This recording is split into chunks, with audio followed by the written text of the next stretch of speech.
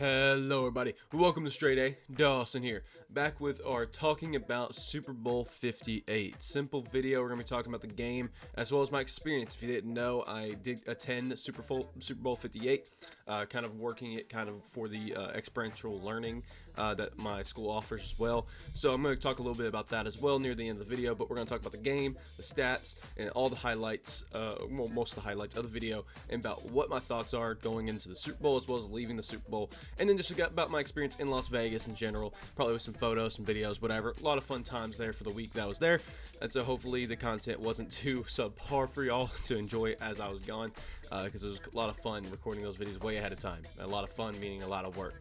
Beside the point, before we get started, please leave a like on the video, comment down below any suggestions you have, and subscribe to the channel if you have not already. So on screen now, we're just going to go over the basic stats of everything before I kind of get into my deep dive. For one, Brock Purdy, excellent game. I think 255 yards with touchdown, and he was pretty shifty on the ground. Not necessarily a lot of yards, but he was shifty. So I like seeing that from him. Juwan Jennings getting a touchdown pass, excellent. I wish he was Super Bowl MVP, but obviously not meant to be. Patrick Mahomes did throw a pick in the game, but really didn't matter. They actually had 2 turnovers compared to San Francisco's 1. So, winning the game and still losing the turnover battle is not an easy thing to do. With Patrick Mahomes, 333 yards, 2 touchdowns, 1 interception, it's still MVP numbers. Say what you will about any other stat line in this game, he deserves Super Bowl MVP. Gotta respect the guy. 34 for 46, also pretty dang good. 23 for 38, not bad for Brock Purdy there. So I think that it was kind of clear cut for them. The run games, really freaking close for both of these guys. For Christian McCaffrey versus Isaiah Pacheco. But if you have Patrick Mahomes in there, he was a shifty motherfucker this game. It seems like when the game really matters, he's going to go out there, put it all on the line, and he certainly did. He made sure they won that game, and he was not afraid to do it. So good for Patrick Mahomes. He's very shifty, showing that he's not necessarily a scrambler, but he's an improviser, definitely. He can get around everybody there. In terms of receiving, Travis Kelce, it was no guesses there about him being one of the biggest guys in the game for the Kansas City Chiefs. He's caught some really important passes, never got into the end zone, but he just was there. Mecole Hardman found the end zone, found the game winner.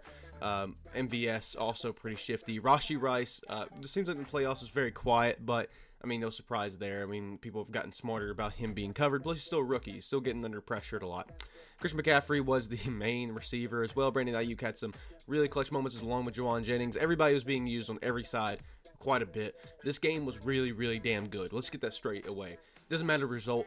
This game, when you watch it back, is one of the best Super Bowls we've had, too. I mean, we've been spoiled by good Super Bowls for the last few years. Last year's Eagles, Chiefs, probably one of the best top 5 Super Bowls we've ever had. And obviously, I'm saying that from not watching all the Super Bowls. But from what I have seen on paper, it's one of the best Super Bowls back and forth. Then you got the Bengals-Rams, which had its own story to tell. Then you have probably the most one-sided one that we've had in recent memory of the Bucks and Chiefs. And, you got 49ers and Chiefs after that one. But this is another great Super Bowl. We're adding to the three-peat right now of good Super Bowl matchups and the good Super Bowl, games, basically. And I'm still very impressed by it. So say what you will about the result, but the game was still really good. Of course, ending in the second ever overtime in Super Bowl history. Fumbles, of course, Isaiah Pacheco and Christian McCaffrey both fumbled. I actually didn't even realize Darrell Luter Jr. did actually lose a fumble as well, making it 2-2 turnovers. So Chiefs did not lose a turnover battle. But from defensively, Chiefs did really well. Not lying here before I say this. The 49ers defensively had this game won. 100%. The 49ers, I watched MMG recap the video, or recap the Super Bowl. And I think he said it best. The 49ers played one of the best defensive games in their mind until the Chiefs started going, kind of pacing out the game a little bit, going a little bit more tempo-based. And at that point, the 49ers didn't know how to keep up. They knew how to really get to Patrick Mahomes, and that was about it. But as soon as tempo started, it felt like the Chiefs were just marching down willy-nilly. And the Chiefs really weren't looking great on offense this whole game. The defense kind of carried a little bit, keeping the 49ers at bay, especially Christian McCaffrey. But, I mean, I think the 49ers played stupid ball, both defensively and offensively. Looking at everything else, not too much really to note, but we'll kind of look at the team stats, see if there's anything else to note kind of here. First downs, passing first downs, rushing first downs, quite even here, I should say, but pretty even across the board for all these things. Fourth down efficiencies, third down efficiencies was brutalized in the 49ers way. Seems like they were getting first downs on first and seconds pretty consistently, but probably mostly seconds, but third downs were just not their specialty, while the Chiefs were doing clutch moments there. Otherwise, plays were pretty close, total yards. Still in Chiefs' favor, obviously. I'm not going to kind of go into that, harken to that too much. Penalties, I want to also say, this is also one of the cleanest games. I think Eagles and Chiefs, when you really look back, it was a pretty damn clean game too. I'm not gonna be the first one to complain about that. Rams, Bengals also pretty clean, but this is probably even cleaner than both those games ever were. I would say, and even the possession times. Look at this. That's damn close. Like, holy shit! Like, within 2 minutes, both these teams had a real shot of winning the Super Bowl. Of course, I wish it was the 49ers, but Chiefs certainly deserved it with how well they played. And simple and to the point, the Chiefs played better ball. You can say the 49ers were better. The Chiefs played better ball. The Chiefs played smart, consistent, and good. They didn't make stupid mistakes other than the Isaiah Pacheco fumble, which is a freak thing. It happens to anybody. Say what you will. The Chiefs were smarter, had a better coaching scheme, had a better game plan, and they've been there before. This team has been there before. 49ers, they assembled the Avengers and hoped that the sheer power could get them there, and it almost did. Sure. And I don't think Shanahan's necessarily the person to blame for that. I think he struggles winning the ultimate game, but in the end, I don't think it's necessarily his fault. I think that he did not concoct the best game plan. I think that obviously overtime, the whole overtime controversy about him not knowing the rules for overtime or not going over the rules for overtime, whatever it may be.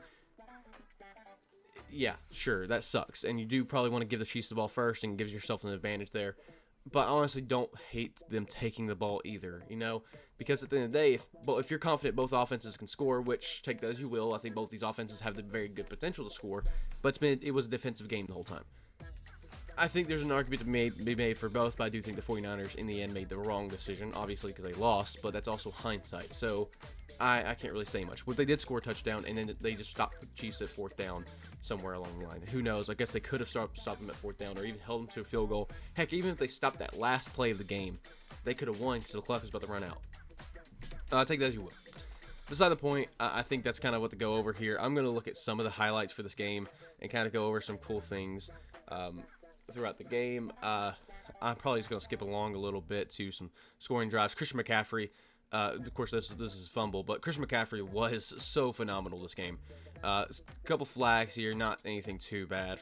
It's mostly holding calls, whatever. It's not too big of a deal. If anything, 49ers probably had some better penalties called for them. Brock Purdy, also, just very consistently good. Sure, a lot of his passing yards came from Christian McCaffrey, kind of chuck downs at him, making 5 yards into 12 yards. But Brock Purdy was smart and good, shifty, and he made smart plays. But he also just made good throws like this to McLeod and Brandon Ayuk and all these other players down the field. It wasn't like he was just targeting Christian McCaffrey. I think Brock Purdy played very smart. And yeah, I don't think you can say that Brock Purdy can win you this game. Chiefs said it best. They were going to make Brock Purdy beat them, and they just didn't. Look how that is a great pass. It was great defense, though. It's fucking amazing defense. But that was an amazing pass from Brock Purdy. That's so smart. He's being pressured this whole time, too. Patrick Mahomes also being pressured a lot of these times, too. It's kind of hard to kind of say much against either one of them. The block PAT against the 49ers was a huge game changer. It wasn't on Moody as much as people want to say it was. It was just, sure, I guess it took a little bit longer than he should have taken, and it was a little bit easier to block the kick. But also, you can't blame every single thing on the kicker there. His goal is to make sure it gets made, and it just, in the end, didn't get made. Oh well, it happens. It happens especially in a big game like this. Honestly, there's some younger players on this 49ers team that people don't realize are, for one, young, but also making mistakes. Beautiful pass, by the way, but also really bad defense from the 49ers here. 49ers secondary probably was the worst defensive part of this game, but take that as you will, whatever. Chiefs had a lot of time to actually make these kind of big plays and a lot of end zone abilities here. Never really got in the end zone, though, weirdly enough, and they obviously did turn the ball over all in pretty much the first half, almost in the first quarter. Kind of skipping ahead here, see if there's anything to Christian McCaffrey. Obviously beautiful here. This was a Jawan Jennings pass. Said it was he was so used to he just loved passing, like he was passing back to Josh Dobbs or whatever. So fun times here. Christian McCaffrey touchdown. And honestly, I thought by the end of that first half, I thought that the 49ers had it. Otherwise, the only other thing I really need to talk about in terms of plays. Oh, excuse me, I'm still getting over my sickness a little bit. The only other thing I really want to talk about in terms of plays really comes in overtime. And, of course, I'm kind of skipping through, seeing if there's anything else really worth kind of talking about in the regular game. I think the 49ers kind of blew it near the end of the half. But, yeah, man, this is also a really important play. I saw MMG cover over this. But, look how much pressure he's getting on that, and he had to get the throw off. Yeah, sure, it's a little overthrown. But considering how much pressure he was getting on him on that second, it's not that bad of a pass. 49ers really just could have taken this game away. Again, with their touchdown, and they missed the PAT. That was an easy way to close the game, but they just weren't able to close it. Patrick Mahomes just is in such command of the field. It's insane. And kind of, let's go into overtime now. The 49ers deciding, I mean, they marched down. They were being smart. 3rd and 4. They went down for fourth down here. Risked it all basically to, stay in this game and try to get a proper touchdown. Don't know if it was really worth it in the end, but they went for the field goal here. Got it. And look, you just know Brock Purdy's like, shit, I have just given Patrick Mahomes half the, quarter to basically do whatever he wants. Man, it's just insane. Also, just as a side note, from when I got to go into the stadium and kind of walk around and see some stuff, I ended up being up here, all the way up here. I had some pictures from that distance. I actually made to the halftime show. We got to watch Usher in person, so that was all really, really cool. Or at least get to experience it in person. I'll show some pictures probably now of just some certain pictures I've taken and just some certain memories. We got to see the field beforehand too. We weren't allowed to disclose anything before the game started because that was all not allowed. But I got some amazing pictures. I'll kind of put them up now and probably throughout the rest of this video, unless there's something visually I'm showing on screen, now. But this is a really cool experience, and kind of talking about the end of this game. I mean, Patrick Mahomes had this game won. 46 seconds left. They were just killing all the clock they could. I don't know why they were killing clock, to be honest with you. I mean, I guess it was the possibility of just sending it to double overtime and not giving the 49ers enough time to march down the field and end that first quarter. So I guess it could have gone double overtime. But, like, why would you risk 5 seconds? Like, you miss this play, you have maybe another, like, you have one more play. Which I guess, as the Chiefs, that's all you really need. And as for people's critiques on Taylor Swift and all this, whatever, you can basically say this is all like scripted or whatever you want to say. Whatever. Taylor Swift's a person. Let her live her life. The whole, this whole Chiefs thing. As much as I'm not a fan of the Chiefs, they're a great team. This is a dynasty in the making. I love seeing these kind of things formulate together. Obviously, I don't like it happening specifically because it's in my division for the Broncos, but let's stop hating on them so much. All right, let's ease up on them. And sure, we want to see them as the next team to take down, just like the Patriots. We want to see, like, hey, we want the Patriots to be taken down back then. Now we want the Chiefs to be taken down, just simply because they're good. So let's at least acknowledge that. Let's not just say they're rigged, that they're, did things on their own. This game shows that this team won football. This team genuinely deserved to win football. This is a team that struggled all season and still came up on top. This is was an off year for the Kansas City Chiefs, and they won the fucking Super Bowl. Let's all acknowledge that. Beside the point, at this point, I'll kind of talk about my actual Super Bowl experience. I'll have some other probably pictures as I flash up here. I went with the UT Martin Skyhawks, of course, with the College of Business Global Affairs. And we went to Las Vegas for 7 days, and it was a great experience. We got to just go stay at a hotel and kind of experience some stuff, go to work the Super Bowl experience, be at the Super Bowl experience. That was before the whole weekend of games.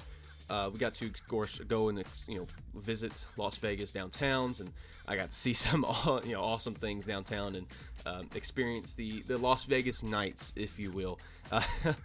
But we also got to see Hoover Dam. That was an excellent, so beautiful. If you've ever been to Las Vegas, you definitely need to go and visit for a week or a weekend. Don't bring too much gambling money because you'll lose it. Because I did not lose money, but a lot of people lost a lot of money. But otherwise, part of the Super Bowl stuff. Super Bowl day was long. It was fun. It was a great experience. Saw some amazing people. Worked with some amazing people too, both in my group and outside my group. Got to meet some awesome people from other schools and from other people as well. And I think anybody that ever gets a chance to work in sports, I think there's one important life lesson that if you want to work in sports, if you want to work in anything sports related, I think there's one thing that you can take away from all of this, or one important lesson I want to share with this from this whole weekend. I'm not necessarily someone that ever gets starstruck by a whole lot of stars. I see them and it's cool to acknowledge, like, hey, I saw this guy, or I saw this girl, I saw this person, whatever. I did see some excellent celebrities, saw some awesome people there. Didn't interact with a whole lot of them, so I'm not gonna go and claim like, oh, I had this awesome experience of like interacting with this person. There's one person I kind of a little marked out a little bit just because I like them personally, but I'm not a big person on marking out the celebrities, and I think that works in favor for those people who want to go in sports. If you're going to go in sports, you're going to see some famous people there. They're going to go to games, you're going to work with them, you're going to escort them. At the end of the day, they want to be normal people.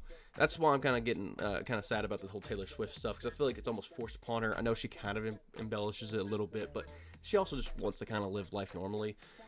And it sucks that they don't get to. So, best advice I can give you, if you are someone who can work around celebrities and not get starstruck over them, especially if you're working in an industry that it requires a lot of that, like sports, I think you're gonna succeed in that. Our professor, I'm not gonna really name drop anybody just in case they don't want to be named. But our professor has a lot of experience working with a lot of famous people, and they just never really mark out to celebrities because they've never really were trained that way, and it has worked out for them so well.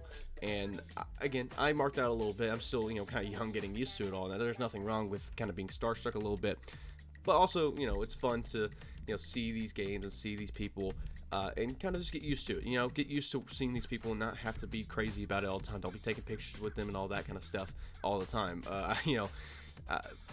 Again, there's a learning curve where you're kind of allowed to make kind of do those things and get the excitement out of your system, but also realize if you do that every single time, people are not really going to want to be around you all the time for it. So it's just important to kind of realize that and kind of overcome it a little bit. Find your own ways around it, navigate it. There's nothing wrong with it, of course, but just if you want to succeed the best way you can, just make sure you kind of acknowledge those certain aspects about you. Simple. Overall, though, the NFL experience for me was just amazing. Of course, I hope to go there one day with just going and enjoying the Super Bowl itself. But I think this was a great experience for me, as well as seeing all the great things about the Super Bowl, as well as watching the game, seeing the experiences around it, and seeing all the stats behind it. It's a really nice experience. If you ever get the chance to do it, please do. This will probably be one of my last Super Bowls for a little bit.